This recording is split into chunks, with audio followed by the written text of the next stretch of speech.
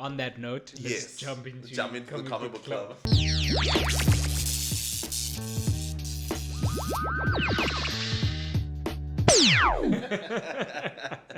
Good. Yeah, no. So with comic book club being October, we're gonna jump into some horror stories.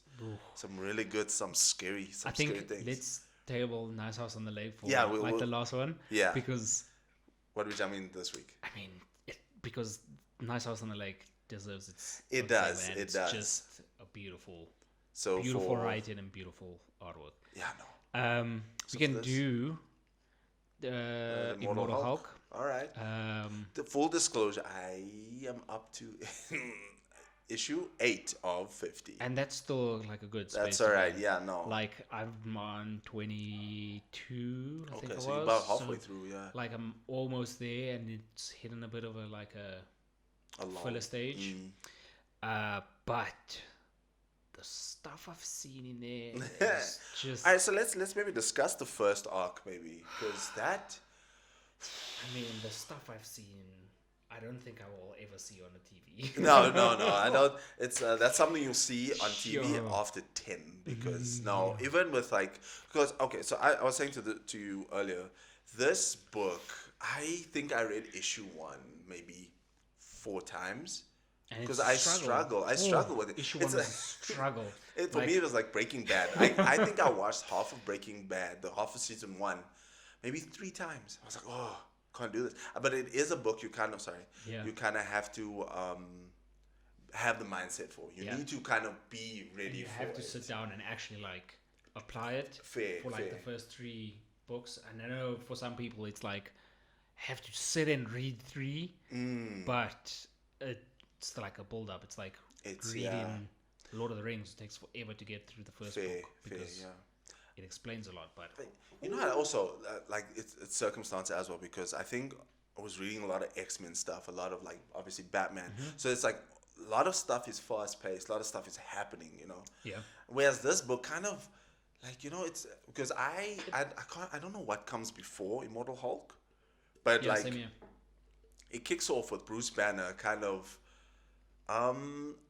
If you're going back to Ed Norton's Incredible Hulk movie, it's that same vibe.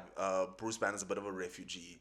He's a bit you can see he's trying to make his way, and obviously, everybody who's kind of familiar with the Hulk, you kind of okay, cool, you're in this situation because you did some things as the Hulk, you know. But then what happens? I think in the first issue he gets murdered, right? He gets shot. Homie he gets tries shot to rob because he was trying to find food or something like that. Yeah, I think he was in the garage or something. Yeah, and he was just trying to be a normal human being. Exactly, yeah. And then I think he went to the bar, and then at the bar, somebody had a tiff with whoever, whatever, or they tried to rob the place. Actually, they tried to rob the place, and then bang, they shot Bruce Banner because he tried to stop the whole thing, and then bonkers, yeah. And then that's obviously now. Then you at the end of issue 1, you're like, oh, okay, cool. There was 2 bodies here because I think unfortunately a little girl got shot as well. And it's like, okay, there was 2 bodies here. Where's the other guy? Where's the John Doe? And then you see, oh no, Hulk went to go. And what's really cool, what they kind of introduce is that when you see Hulk, it's not like your typical what you'll see. Okay, disregarding the movies and the current She-Hulk series that's running. Yeah. If you think the base level of Hulk, you got Bruce Banner, who's the intelligent one, and then you got Hulk, which is Hulk smash and all that. This isn't this. This isn't this. This Hulk is... It's completely different. Wild, dude. He is Bruce Banner. Chad, actually, you are missing out because they explain this. I know. They explain it later on who I know, the Hulk because is I got to the and part how that happens. Wow, there's. Okay, I'm just gonna say it. No, just spoil. Well, not spoil. It's just on that note. Yeah. They later on they explaining who Bruce Banner is, and then he's the Hulk, and then they were but. Doesn't make sense. How are you this kind and helping people and you have recollection? And there's another Hulk that came out later on that was just Hulk smash, oh yeah. And then it came out that obviously the Hulk has different personas, right? a split personality, Fair. multiple person That one. And he has like multiple things. So Bruce Banner's obviously the one that everybody gets to see during the day. At night, it's the complete opposite. It's like a kid form of Hulk, but he has like intelligence. And then when they get extremely angry or like they can't like fight anything, then it's Hulk smash the blind rage. I got up to the point. So they kind of like, I think that's also that introduction is quite heavy to get through. But once you get through it, because I'm at the point where he kind of explains that he asked, I'm assuming it's Hawkeye, because he said, asked my friend to shoot me in the head and to see how, because I wanted to die. And he was like, but now, other guy. But when in doing that, Hulk kind of gained intelligence. So that's also because you're saying like night. Yeah. Because you see Bruce Banner keeps saying nighttime is his time, and I'm like, oh, I love that, because that's like a werewolf meets Dr. Jekyll, Mr. Hyde. I was like, oh man, this is a horror story. This is why we're covering it right now. Wait, you stopped at Sasquatch. Just after Sasquatch. So obviously he had beaten Sasquatch. Oh, that was great, because now you're talking about multiple personalities. Yeah. And then obviously if you know Bruce Banner, it's, oh man, this is why they need, I feel I need this. I needed this because like I like MCU Hulk. I don't mind it. He's all right. A lot of people say he's. I mean, he's the right Hulk to have. It's cool for the story. Cool, yeah. But this Hulk is intense. His dad abused him. Different. His dad abused him, and that's the reason for the Hulk persona. And then you know what the thing is, in She-Hulk. I don't know if have you been watching She-Hulk. No. Okay, well, it's very. I mean, it's fun. I'll watch it regardless. Yeah. It's fun. Yeah. But there is a kind of a line there that Bruce drops. Is like, oh, you don't have another guy controlling the wheel, and she's like, no, it's just me, and that shows the different characters. Jennifer Walters is very in touch with herself. She knows herself, whereas Bruce been through some things. Yeah, like so that fight with Sasquatch, and you know, I love I think after 8, I think you said you stopped. Yeah. There's a whole thing with where. Remember, like I told you about each of the covers, like everything that's happening in each of these covers actually happen in there. Remember, there's that whole thing where I think it's the edition where Chadwick Boseman, they were doing like a the tribute, him, climbing out of the thing with like half like skinny armed and massive on one side. Oh yeah. There's a whole thing there where Hulk is having a conversation with his dad in like this gamma zone. Oh, that must go down. It is so like you get this. You don't get remorse for Hulk, but you get this opposite side of him. You're like shame. Because with that fight of Sasquatch, you got a glimpse into that where it's like, because the lead up to that, I think there was an issue where there was like different perspectives. The reporter, which was really cool as well, because you get the story from 3 different angles. Yeah. And then there was a part with Sasquatch, and this homie's talking about the green door, the green this, the green that. So it's nice to kind of create, and I think there's the issue where Hulk is fighting the Avengers. And in there, I think Thor says, through this world's anger, rage, and pain, it may have created its own god, or even devil. And then there's a panel with Hulk smiling. Yeah. It's like Devil Hulk. I remember that. I like that. I was like, goodness, this is. And creepy. That's what he calls the crazy. The persona. Oh, that's bonkers, dude. Devil Hulk. No, that cool. Even that scene. So that with the way he absorbs the gamma radiation from Sasquatch, because now because this Hulk is a lot smarter. He's a little bit more intelligent. He can strategize. Hulk absorbs Sasquatch's gamma, and then he sees like in the reflection. Also, I feel like they do that really well in like a horror aspect where you have, and they did it with Sasquatch as well as Hulk, where it's the person, and then you see the reflection is this like Hulk, but like, dude, I will pee myself. I had to see something like that. I will pee myself. Imagine wake up in the morning, you will brush your teeth, you see this big creepy green thing smiling. I will pee. Like a dark smile. No, bro. Like, there's also like later on in your run, I think issue stopped on 7, 8, 9. I think on 10. I remember sending like a few pictures to you, and I was like, Yes, Chad, yes, what yes. am I actually reading here? Yes. Where she's fighting like Red Hulk, or this Okay. guy that can absorb like gamma radiation, whatever, Okay. whatever. At one point, he absorbed way too much gamma radiation. And when there was that picture of him, like where he split in half, Yeah. and there was just a spine, and his body was on either side. Bonkers. And there was just like a little, I remember you sent like, me that. skull, and then just spine. And I was like, "What am I actually reading?" It was so dark, but dude. whoa, it's a very good horror run if you're looking for something. Yeah, no, this is very fitting for a horror story. And you know what? I kind of like the fact that it's a Hulk book.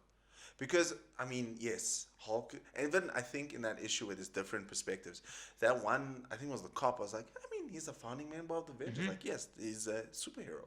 Hulk is a superhero. He's meant to be a superhero. Yeah. But here, he is an absolute the complete monster. opposite. Exactly. Which is technically who Hulk is, if you had to think exactly, about it. Like, yeah. how many times during the comics, if you had to read it, like Hulk runs or the Avengers, that nobody can control him. Like, he's just wild. Exactly. Like, how do you control someone's rage? Exactly. And it's also quite interesting to see also because obviously we know, and something they touch on in this book, I think it was actually this last issue I read, issue 8, I think. The book starts out with this little kid playing with his toys, parents is frantic, grabs the kid, hey, we need to get out. Oh, And then it's alert green. And like Hulk, so the distraction, as much as Hulk is a hero, the destruction in his wake is wild. And also the lead up to this the screen door. So yes, I kind of know the ending. Like, Bruce Banner doesn't have control. No. Like, if you think about it, every single time that you've seen the Hulk, Yeah. not in the MCU Yeah, kind of yeah, vibe, yeah. but every time you've seen Hulk, Bruce Banner has never been in control of that Which is individual. bonkers, dude. Like, never been. And now, with him having multiple personality disorder, Yeah. you get to see a completely different side. Like, Exactly. multiples of, like, Bruce Banner, Hulk, and, like... Oh, dude. they're And I just love very the cool. fact that they play on it's the psyche of Bruce Banner, because obviously as a kid it's rough. You know, your dad killed your mom. Yeah. It's you wild. an abusive household. And every like it's a human kind of thing to kind of create what is it, Moon Knight? Yes. But I'm talking the series, the MCU Moon Knight, where you see that no, his mom didn't really treat him right. His mom was kind of like terrible towards him, and he creates Mark Spector. No, I'm lying. Mark Spector creates the identity of what's the English one's name? It's escaping me now. Oh goodness. But he creates that because he needs to kind of. Oh, you haven't seen it yet. Oh god. It's fine. Continue. All right. Now, so Very he basically creates this persona to kind of deal with certain situations, and it's great with like a little bit of gamma radiation. And this is what's become of that situation. And now we're using the gamma in a magic form to create this green door. Yeah. Knock me in. I think bro. with this Hulk run, I think everybody obviously should check Definitely. out Immortal Hulk. 100%. It's a completely different thing reading the Donny Cates Hulk run. 'Cause Yeah. that Hulk run is, no offense, bro, like, your writing is amazing. Absolutely insane, love it. But just the Hulk run is not Yeah, the I Hulk wasn't vibing. that I was in, like, trying to picture and get from it. Yeah. Because it's like Bruce Banner's controlling Hulk with his rage and different levels, but it's like I also wanted to see more chaos, like Fair. wild, like Banner War. Yeah. I know you probably didn't enjoy, but it was flipping amazing. Oh, was it Thor good? and Hulk Oh, wrecking each okay. other, that's all I need to see. Fair. I Only think there always needs to be a Thor and Hulk. fair. team Fair. up I well. mean, if he's writing books, why not? But I think that I saw was it an image of where Hulk is Thor and Thor is Hulk. I was like, no, I'm not. Don't count me in for this. Don't. Oh yeah, fair. I was But like, I the mean, destruction part is cool. fair. The fights are always cool, but like I think after this, Obviously, this is a very horror-esque, very similar to what Romvi will do in terms of diving deep into the mythos of the character, seeing the repercussions of. So it's not just Bruce Banner affected by gamma radiation, grows big, anger, boom. It's there's like some weird mythological things happening. There's evil matters at hand, which is really great to see. It would be Fun. interesting to see what happens later on in the Fair, this run. yeah. Like I said to you earlier, like I know the ending. I somewhat know how it ends because I'm at fault. I didn't read the series, but I feel like the road to the end is just as important. Yeah, and I'm down for that right now. I'm down. I'm gonna take it slow. I'm gonna dive in because the first couple issues was really good. I mean, you got the lead. Writer was Al Ewing, same. What do you mean? Writer as Immortal X-Men. Al Ewing. Yeah. No. Al Ewing is doing X-Men Red. No, I'm saying he did the Immortal Hulk. Yes. He wrote on the Immortal Hulk, and I think that also made me read the Immortal X-Men because, like, reading the Hulk first, and then I was like, actually, this man's writing isn't as bad as I thought it was. Like, well, not bad, but I was like, actually, it just takes a while for it to build up. There are things that are happening, and the same thing happened with. Again, it's all mindset. You gotta be ready for that story. You gotta say like, okay, cool. Listen, I'm down for this. I'm down for the long run on this one. It's world building. It's character building. It's you diving deep into character. It's not just fights and stuff. So, I think this is that type of book. And listen, it's again these little horror elements. When I watch a horror movie, I'm down for a good story. You know what I'm saying? Any movie, but if I'm watching a horror movie and this does that, this offers you this little bit of a looming threat. Oh goodness, like filler kind of. This entity jumps through the green door. Oh sure, but it's Bruce's dad coming back full force. I was like, oh, it's wild. That's horrifying. I was like, yes, no, but definitely. We're going to continue it. We're going to give our thoughts. Maybe we'll come back end of this month. Hopefully we finish by then. Yeah. And then, catch us next time on Pocket Dimension.